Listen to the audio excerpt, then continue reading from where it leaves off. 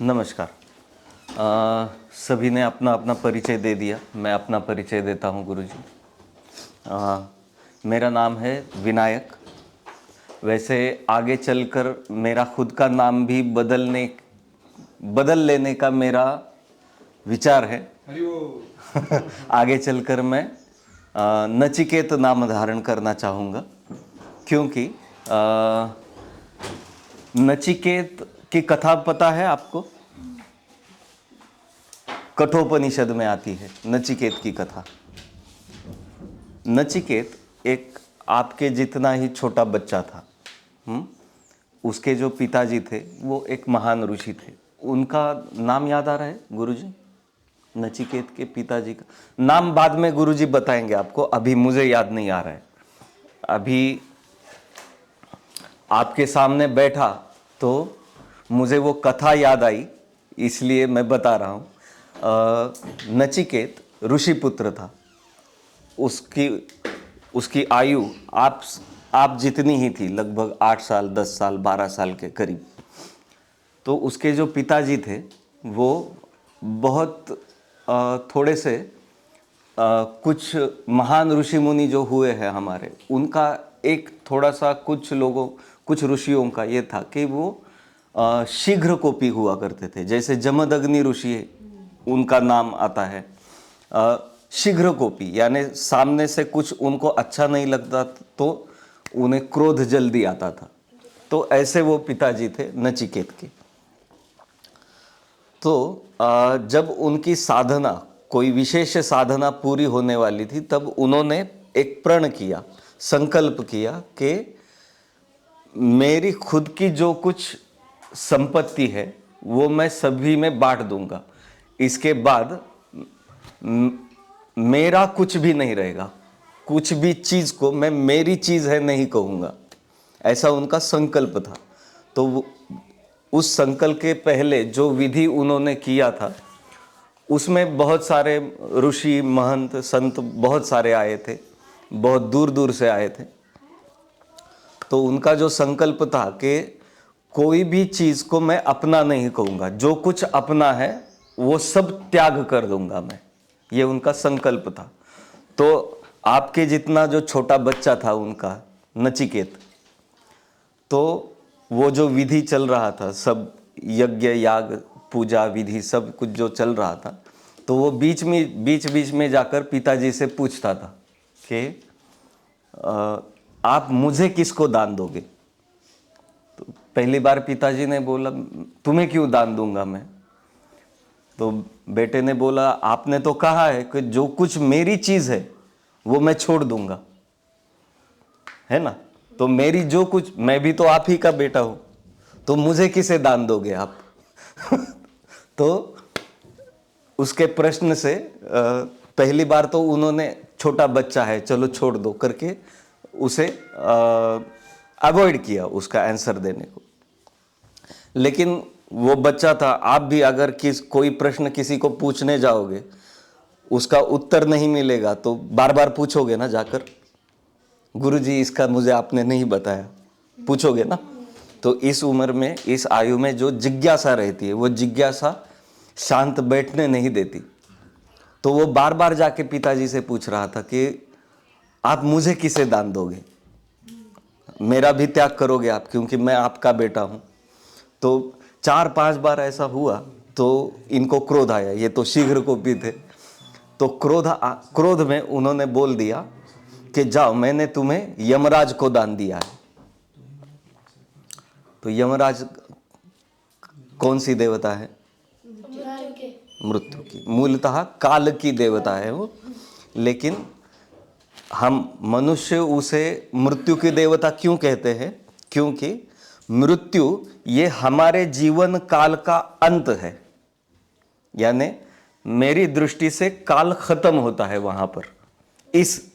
इस देह के संदर्भ से काल खत्म होता है। इसलिए मनुष्य देह में जब हम होते हैं तब उसे मृत्यु की देवता कहा जाता है। मूलतः वो काल की देवता है। तो नचिकेत को जब ऐसा उत्तर मिला कि जाओ, मैंने तुम्हें यमराज को दान दिया, तो बेटे ये सब बातें बेटे को समझ में आई। अच्छा, तो अब मुझे यमराज को दान दिया है तो मुझे जाना चाहिए, यमराज के पास जाना चाहिए। और पिताजी भी ठहरे, जिनके मुख से ये वाणी निकल गई, वो भी ठहरे महासिद्ध पुरुष, तो उनके मुख से निकला हुआ शब्द भी झूठ नहीं होने वाला। तो ये बेटा, इसने ठान लिया कि मुझे यमराज के पास जाना है और पिता की आज्ञा को पालन करना है। तो इसने कुछ साधना आरंभ की, यमराज से कैसे मिला जाए, उसके लिए क्या साधना होती है, वो सब साधना करके वो यमलोक के द्वार पर पहुंच गया। वहां पर गया तो वहां यमलोक के द्वार पर जो द्वारपाल थे, उन्होंने रोक लिया उनको।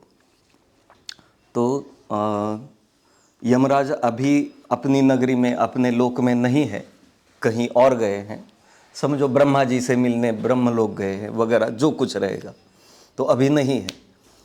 तो नचिकेत ने कहा ठीक है, यमराज जी के आने तक मैं यहीं रुकूंगा। वैसे 3 दिन 3 रात तक नचिकेत वहां द्वार पर बैठा रहा, यमराज की प्रतीक्षा करते। और थोड़ा पानी मिलेगा? ठीक। प्रतीक्षा करते बैठ गया। 3 दिन बाद यमराज जब वापस आए, तब द्वारपालों से पूछा कि ये कौन बच्चा बैठा है यहाँ पर। तो द्वारपालों ने बताया कि ऐसे ऐसे पृथ्वीलोक से ये बालक आया है और कहता है कि आप ही से मिलना है, हमें कुछ बताता भी नहीं क्या बात है वगैरह वगैरह। यमराज को तो सब कुछ पता होता है, लेकिन वो परीक्षा की घड़ी है। बेटे से पूछा कि क्यों रुके हो यहाँ। तो बेटे ने बताया कि मेरे पिताजी ने मुझे आपको दान दे दिया है, तो जब मैं आपका हुआ तो मुझे आपके पास आना चाहिए, इसलिए मैं आया। और फिर यमराज जी उससे बात करके उस पर प्रसन्न हुए और उन्होंने बोला कि ठीक है बेटा, अब तुमने 3 दिन तक मेरी प्रतीक्षा की है, तो 3 दिन तुमने ये मेरे लिए मेरी जो प्रतीक्षा की और मेरी साधना में जो 3 दिन बिताए तुमने, उसके बदले में मैं 3 वर देना चाहता हूँ। हिंदीत वरच म्हणतात ना, 3 वर देना चाहता हूँ। तो क्या चाहिए तुम्हें? कोई भी 3 चीजें मांग लो। तो पहली बात वो बेटे ने क्या मांगी पता है? कथा मैं अभी बता रहा हूं आपको, ठीक है, आपको पता नहीं रहे। पहली बात बेटे ने क्या मांगी? मेरे पिताजी का क्रोध शांत हो जाए, ऐसा आशीर्वाद दे दो। क्योंकि क्रोध ही साधना में सबसे बड़ा विघ्न अगर है तो वो क्रोध है। मेरे पिताजी का क्रोध शांत हो जाए, ये मुझे पहला वर चाहिए। अब देखो, आपके आयु का बच्चा है, पिताजी ने डांट कर ये करके यमराज को दान दिया है। अगर तुम में से किसी के पिताजी बोले कि जाओ मैंने तुम्हें यमराज को दान दे दिया, क्या करोगे? क्या करोगे? हाँ, पिताजी पर गुस्सा आएगा ना? आएगा कि नहीं आएगा? लेकिन वो बेटे ने क्या किया? पिता की आज्ञा का पालन किया, यमराज से मिलने की साधना की। उसके बाद भी पिताजी ने घर से निकाल दिया है, यमराज को दान दे दिया है, फिर भी पिता के प्रति जो प्रेम होता है वो उस बच्चे में था कि मेरे पिता का क्रोध शांत हो जाए। और क्रोध शांत होने से क्या होगा? उनकी जो साधना है, पूरे आयु भर उन्होंने जो साधना की है, उसका फल उन्हें मिलेगा कि ब्रह्मलोक विष्णु लोक में जो कुछ उनका स्थान है, उस साधना का जो फल है वो उनको प्राप्त होगा। तो पहला कर्तव्य क्या है? अपने माता पिताओं की साधना को पूर्णत्व देना, ये हमारा कर्तव्य है ना। दूसरा वर उसने क्या मांगा कि मुझे ब्रह्म ज्ञान चाहिए। अब तो यमराज भी, उनके सामने भी बहुत बड़ा प्रश्न खड़ा हो गया कि ब्रह्म ज्ञान तो बड़े बड़े, खुद मुझे नहीं पूरा हुआ है तो क्या मैं इस बच्चे को क्या ब्रह्म ज्ञान दूंगा। ब्रह्म ज्ञान की साधना तो सब करते हैं, अपने अपने हिसाब से करते हैं। तो उन्होंने बताया कि बेटा तुम्हें अभी कोई भी पूर्ण ब्रह्म क्या है ये अब तक कोई नहीं जान पाया है, तो जो मैं खुद पूरी तरह नहीं जान पाया हूं मैं तुम्हें कैसे दूंगा, तो इसके बदले में तुम अलग कुछ मांग लो। तब नचिकेत को, अब यमराज किस चीज की देवता है बताया मैंने, काल की देवता है, यानी काल की अधिष्ठात्री देवता यमराज है। तो यमराज पूर्ण स्वरूप से काल के ज्ञाता है और उनके आधिपत्य में काल रहता है। तो जो उनके आधिपत्य में है काल, इस विषय का पूरा ज्ञान पहले नचिकेत को दिया गया और नचिकेत को उस कुछ विधि भी बताया गया। वो विधि आजकल के बीच के इतने सालों में कुछ विधि विस्मृत सा हो गया है, उसे मैं पुनरुज्जीवित करना चाहता हूँ। गुरुजी, आप जैसे लोगों की मदद से वो विधि क्या है पुराना, मैं उसका कुछ संशोधन करना चाहता हूँ। आगे चलकर हम बात करेंगे उस पर। बच्चों के लिए ये कथा ठीक है कि काल का ज्ञान पृथ्वी लोक पर खुद यमराज ने पहले किसको दिया, नचिकेत को। तो नचिकेत का जो वो भाव था, वो भाव मुझे खुद में हो, इस इच्छा के लिए मैं आगे चलकर नचिकेत नाम धारण करना चाहता हूँ। तो ये हुआ मेरा परिचय।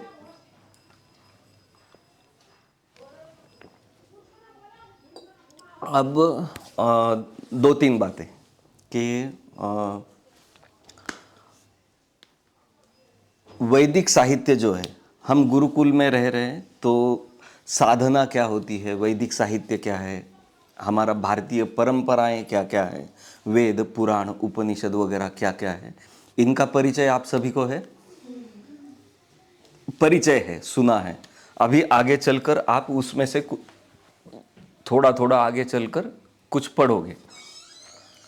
अब इसके साथ आप जो मॉडर्न एजुकेशन है वो भी थोड़ा थोड़ा आप सीख रहे हैं, यानी मैथमेटिक्स हो या साइंसेस हो या हिस्ट्री का कुछ पढ़ते हो, हाँ, ज्योग्राफी वगैरह, हाँ।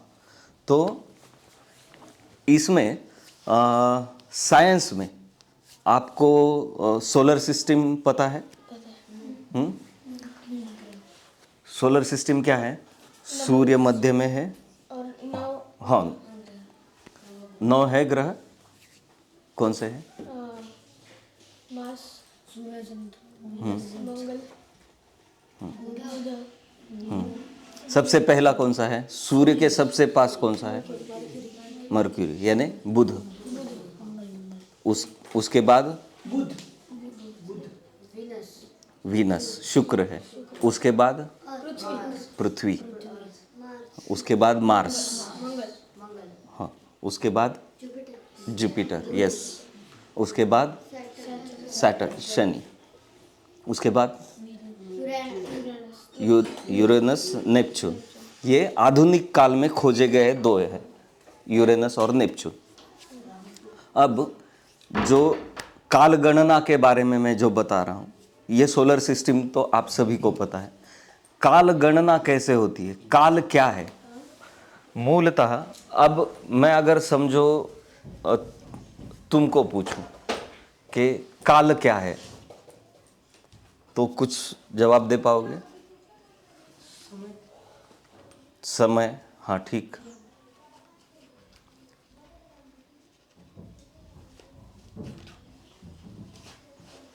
ठीक है, मैं बता देता हूँ। अब उसने जो एक समानार्थी सिनोनिम बताया, समय, लेकिन क्या काल और समय ये दोनों का अर्थ एक ही है? नहीं, समय जो है हमारे जीवन में उपयोग किया जाता है हाँ, और काल जो है पूरे विश्व में यस, परफेक्ट। काल यानी पूरा जो ब्रह्मांड के आदि से लेकर, यानी अनादि अनंत कह सकते हैं उसको। ये जो है वो उसे कहा जाता है काल। और समय किसे कहा जाता है? जो हमारे जीवन में हमारे लिए हमारे कार्यकलापों को नियोजित करने के लिए जो काल के टुकड़े हैं उसे समय कहा जाएगा, जो हम घड़ी में देखते हैं। तो घड़ी देखकर क्या हमें काल का पता चलता है या समय का पता चलता है? हाँ, तो अब ये जो समय है, समय के बारे में दो तरह से हम समय की तरफ देखते हैं। यानी हमारी जो दिनचर्या है, एक एक दिन के जो कार्यकलाप है, पूरे दिन के कार्यों का नियोजन है, उसके लिए जो हम समय यूज़ करते हैं वो हम घड़ी में देखते हैं, यानी आवर्स, मिनट्स, सेकंड्स। हाँ, और जो ब्रॉडर स्पैन में हमें देखना होता है, यानी पूरे लाइफ टाइम के लिए या फिर 2-3 पीढ़ियों का लाइफ टाइम देखना है, तो उसके लिए हम वर्षमान यूज़ करते हैं, जो कैलेंडर के रूप में हम देखते हैं, है ना। तो दो तरह से, एक ब्रॉडर पर्सपेक्टिव में और एक छोटे पर्सपेक्टिव में हमारे कार्यकलापों के लिए।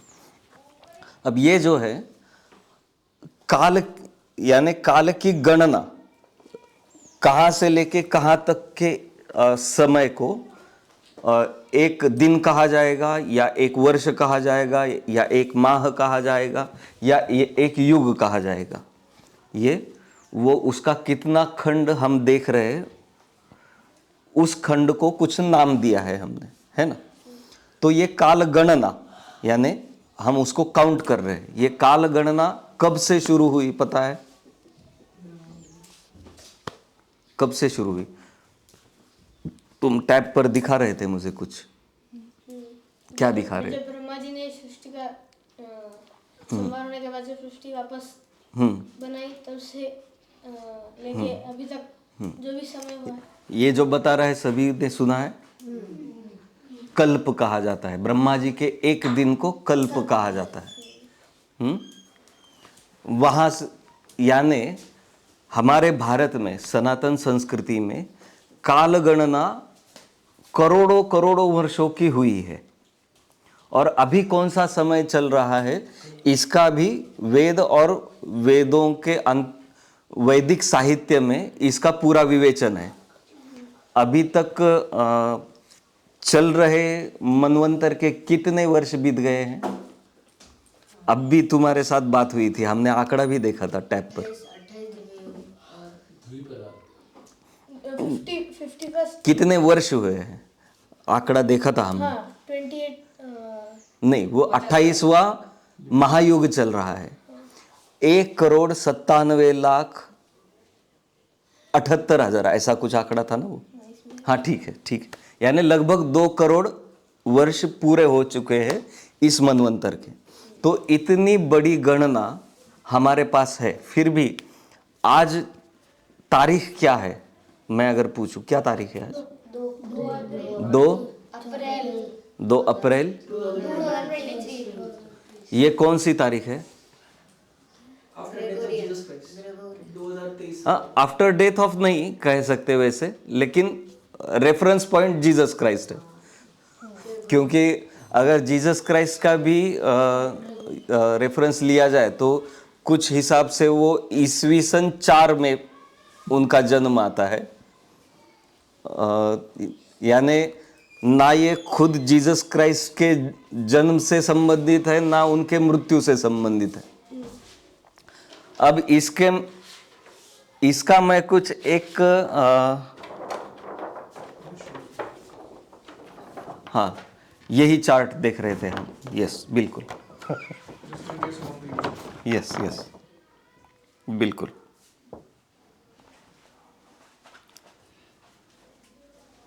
ठीक।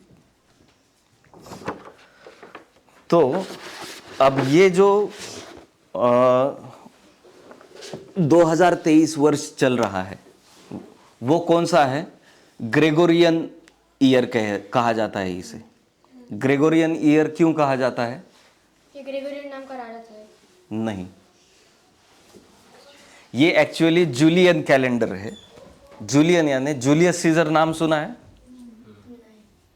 हाँ, जूलियस सीजर रोम का राजा था, यानी राजा भी नहीं कहा जा सकता उसको। एक जैसे भारत में अलग अलग जगहों पर मराठीत संस्थानिक म्हणतात, हिंदीत काय शब्द आहे त्याला? वेगवेगळे सरदार संस्थानिक वगैरे असे असायचे पूर्वी। मैं चौल साम्राज्य था भारत में, पता है, सुना है? चौल साम्राज्य था, मराठा साम्राज्य था देवगिरी का, कृष्णदेवराय यादव का, है ना? या फिर अति प्राचीन काल में जाए तो भगवान कृष्ण का यादव साम्राज्य था, कौरवों का, हाँ, कुरु।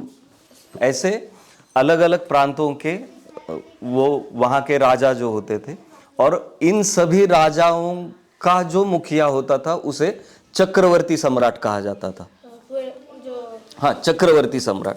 ऐसे हमारे यहाँ रिसेंटली जो चक्रवर्ती सम्राट हुए उनमें से एक आते हैं विक्रमादित्य, जिनके नाम से विक्रम संवत चला जाता है। विक्रम संवत कौन सा चालू है आज?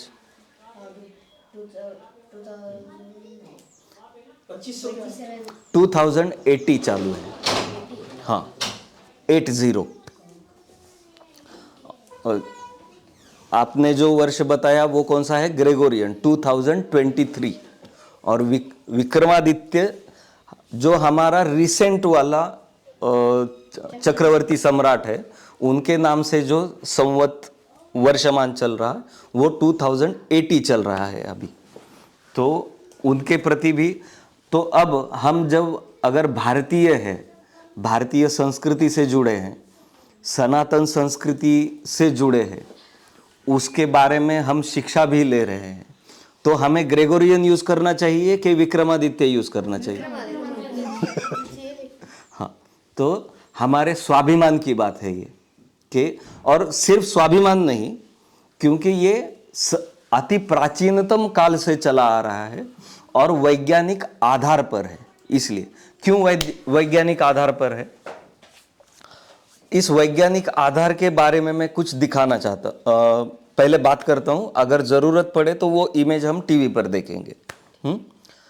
अब वसंत संपात बिंदु मालूम है किसी को? गुरुजी, वसंत संपात बिंदु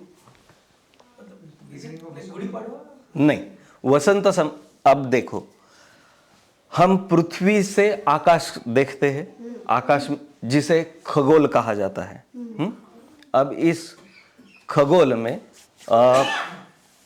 पृथ्वी अपने अक्ष पर घूम रही है और अपने अक्ष पर घूमते घूमते सूरज के भी चक्कर काट रही है। ठीक है, तो अब अपने अक्ष पर जो पृथ्वी घूम रही है उसका विषुववृत्त पता है? इक्वेटर पता है, यानी उत्तर और दक्षिण ध्रुव का मध्य, बिल्कुल मध्य रेखा जो है, जिसे भूमध्य रेखा कहा जाता है, इक्वेटर है। हाँ, तो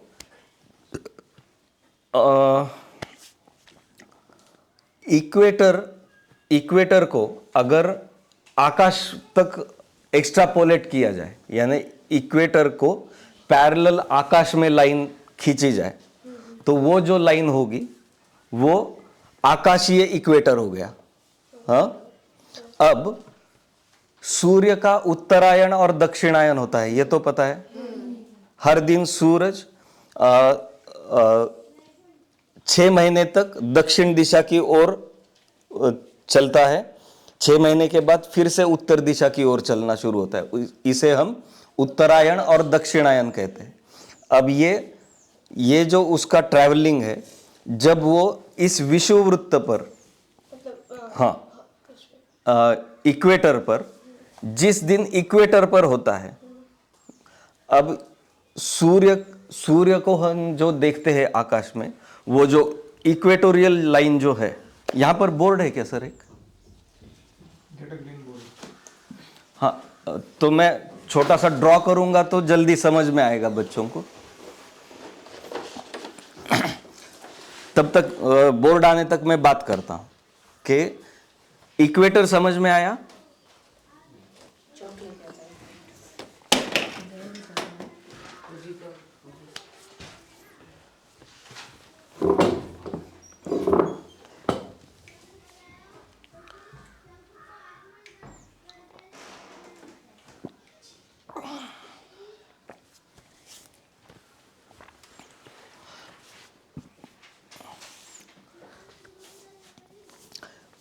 इक्वेटर सभी को समझा ना?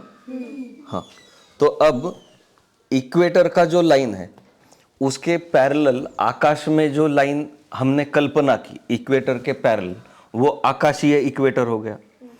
सूर्य जो चलता है वो अब समझो दक्षिणायन में है, तो एक पूर्व में हम जब देखेंगे तो इक्वेटर के दक्षिण में उगते हुआ दिखेगा वो, है ना? तो दक्षिण से निकलकर उत्तर की तरफ जाएगा, यानी आकाशीय जो इक्वेटर है उसको छेद करता है सूरज का जो मार्ग है। सूरज के मार्ग को कहा जाता है क्रांति वृत्त कहा जाता है, यानी आकाशीय इक्वेटर और क्रांति वृत्त एक दूसरे को क्रॉस करते हैं। तो जो एक दूसरे को क्रॉस करेंगे तो वो 2 पॉइंट बनेंगे, 2 छेदन बिंदु बनेंगे। जहां जिस पॉइंट से क्रॉस होता है एक दूसरे को, वो 2 पॉइंट बनेंगे। तो उसमें से एक पॉइंट को कहा जाता है वसंत संपात बिंदु, और उसके 180 डिग्रीज अपोजिट जो पॉइंट है उसे कहा जाता है शरद संपात बिंदु। अब इसे वसंत संपात क्यों कहा जाता है? अच्छा हुआ, गुड। सभी को दिख रहा है? ये पृथ्वी है। ये मैंने आपको समझने के लिए ये अक्ष है, इस अक्ष पर पृथ्वी घूम रही है। अब ये इसका इक्वेटर है। आपको समझने के लिए मैं सीधा डायग्राम निकाल रहा हूं। अब ये इक्वेटर हुआ और सूरज का मार्ग ऐसे होता है। जब दक्षिणायन चलता रहेगा तब ये सूरज इस मार्ग से चलता हुआ दिखाई देगा, और उत्तरायण जब चलता रहेगा तब ये मार्ग हमें ऐसा दिखेगा। तो यानी ये आकाशीय इक्वेटर हुआ और ये सूरज का मार्ग हुआ। दोनों क्रॉस हुए ना 2 पॉइंट पर, है ना? तो इसमें से एक को वसंत संपात कहा जाता है और दूसरे को शरद संपात कहा जाता है। अब इसे संपात बिंदु यानी दोनों मार्गों का मिलन जहां पर होता है, यानी इस पॉइंट पर सूरज उसके क्रांति वृत्त पर भी है और इक्वेटर पर भी है। इसके अगले वाले दिन क्या होगा, वो अपने क्रांति वृत्त पर अगले पोजीशन पर चला जाएगा, इक्वेटर से 1 डिग्री आगे चला जाएगा, है ना? तो इसे संपात बिंदु कहा जाता है। अब वसंत संपात क्यों कहा जाता है? वहां से वसंत ऋतु की शुरुआत होती है, इसलिए उसे वसंत संपात कहा जाता है।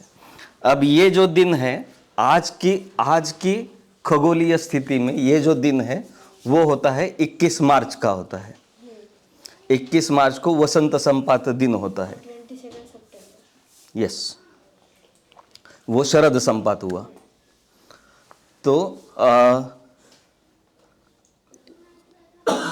भारतीय हिसाब से भारतीय वर्ष कैसे शुरू होता है? इस वसंत संपात दिन से शुरू होता है। वसंत संपात दिन ये आखिरी दिन है पूरे होने वाले वर्ष का, और वसंत संपात का अगला जो दिन आता है वो अगले आने वाले वर्ष का पहला दिन होता है। अब इसमें ये व्यावहारिक वर्षमान जो है वो 3 तरह के हैं। ये जो हम बात कर रहे हैं वो सौर है, यानी सूरज पर आधारित है। अब सूरज 22 मार्च यानी पहला दिन होता है हमारे भारतीय दृष्टि से सौर वर्ष का, या सूरज के हिसाब से हम देख रहे हैं इसलिए उसे सौर वर्ष कहा जाता है। दूसरा कौन सा है? चांद्र वर्ष है, चंद्र के हिसाब से। अब जैसे सूर्य और इक्वेटर का मैंने गणित बताया, उसी तरह अब इसी क्रांति वृत्त पर सूर्य की जगह हम चंद्रमा को अगर देखेंगे तो पृथ्वी की दृष्टि से, पृथ्वी पर सिर देखते वक्त आकाश में जिस पॉइंट पर चंद्रमा है उसी पॉइंट पर अगर सूरज आए तो ऐसी पोजीशन को हम क्या कहते हैं? अमावस्या कहते हैं। सूर्य और चंद्र आकाश में सेम पोजीशन पर होते हैं, सेम डिग्रीज पर होते हैं, है ना? ऐसी पोजीशन को हम अमावस्या कहते हैं। और सूर्य और चंद्र में 180 डिग्रीज का जब अंतर होता है, एग्जैक्ट अपोजिट, यानी सूर्य पूर्व क्षितिज पर रहेगा तो चंद्रमा पश्चिम क्षितिज पर रहेगा, ये 180 डिग्रीज का जो डिफरेंस है, ऐसी पोजीशन को हम क्या कहते हैं? पौर्णिमा। एक ही जगह पर, एक ही डिग्री पर दोनों होंगे तो अमावस्या होती है, क्योंकि अमावस्या के दिन चंद्र का दर्शन होता है? नहीं। क्यों नहीं होता है? क्योंकि वो जो सन है उसको, हाँ, सन की जो आभा है, प्रभा है, उस वजह से चंद्रमा हम देख नहीं पाते हैं। तो इसलिए अमावस्या को चंद्र दर्शन नहीं होता है, सूरज के साथ चंद्रमा होता है। जब दोनों में 180 डिग्रीज का अंतर होता है तो सूर्य के एग्जैक्ट अपोजिट होता है चंद्रमा। तो उस दिन हम सूर्य की उस पर जो किरण पड़ रहा है, सूरज का प्रकाश जो चंद्रमा तक पहुंच रहा है, उसको हम देख सकते हैं, इसलिए चंद्र का प्रतिबिंब हमें दिखता है। तो उस पूरा दिखता है 180 डिग्रीज पर होने पर, तो उसे पौर्णिमा कहा जाता है। तो एक अमावस्या से लेकर अगली अमावस्या तक जो समय होता है उसको एक चांद्रमास कहा जाता है। चांद्रमास, सौरमास नहीं। सूरज का सौरमास कितना होगा? एक पूर्णिमा से सूरज का 365 दिन होते हैं एक साल में। हाँ, तो सूरज को ये जो सूरज का क्रांति वृत्त बताया मैंने कि सूरज अपने मार्ग से पृथ्वी को और घूमता दिखाई देता है पृथ्वी से। तो इस क्रांति वृत्त पर 1 डिग्री आगे चलने को, 1 डिग्री आगे चलने को जितना समय लगता है वो एक सौर दिन हुआ। ऐसे 360 दिन होंगे, यानी एक सर्कल कितने डिग्री का होता है? 360। अब इसमें सूरज यहां से 1 डिग्री आगे जाने को हमने एक सौर दिन कहा। ऐसे 30 डिग्री आगे जाएगा तो एक सौर महीना होगा। और ऐसे 360 डिग्री पूरा करके फिर से वसंत संपात पर आएगा सूर्य, तो एक सौर वर्ष पूरा हुआ। ठीक है। और चांद्र वर्ष किसे कहा जाता है? अब ये होता है 365 दिन का होता है ना? एक्चुअली 365.249 डेज का होता है। अब ये 0.249 डेज जो है, यानी लगभग 6 घंटे का समय है, तो वो हर साल हम काउंट नहीं करते हैं। वो 4 साल में क्या होता है, ये हाँ 4 साल में ये 1/4 करके एक पूरा दिन हो जाता है। तो लीप ईयर में इस एक दिन को पकड़कर लीप ईयर 366 दिन का होता है ना? ऐसे ही अब ये जो सौर वर्ष बताया 365 दिन का, ऐसे ही एक अमावस्या से अगली अमावस्या तक एक चांद्रमास हुआ। अब इसका गणित क्या है, पहले सौर का गणित पूरा कर लेते हैं हम, बाद में चांद्रमास की तरफ जाते हैं। अब ये 360 डिग्री बताया मैंने और दिन तो 365 हो रहे हैं, ये कैसे? तो 365 कौन से दिन है? इसे कहा जाता है सावन दिन। सावन दिन यानी हमारे जो सारे ये चराचर सृष्टि का जो सब संतुलन है, जिस समय के आधार पर चलता है, वो क्या है? सूर्योदय से चलता है। यानी कि सूर्योदय के पहले क्या करना है, सूर्योदय के बाद क्या करना है, सूर्यास्त होने पर क्या करना है, ये सब हमारे काम हम ऑर्गेनाइज करते हैं ना, उस हिसाब से। तो ये जो 360 डिग्रीज पूरा करने में सूर्य को 365 दिन क्यों लगते हैं? अब इसमें मैं एक बात बताऊंगा। सौर मंडल आप सभी ने बताया मुझे कि बीच में सूर्य है और बाजू में सभी ग्रहों की कक्षा है। अब हम हमारा कालगणित देख रहे हैं तो हम सिर्फ पृथ्वी के बारे में सोचेंगे, क्योंकि हम पृथ्वी पर है। इसलिए ये सूर्य है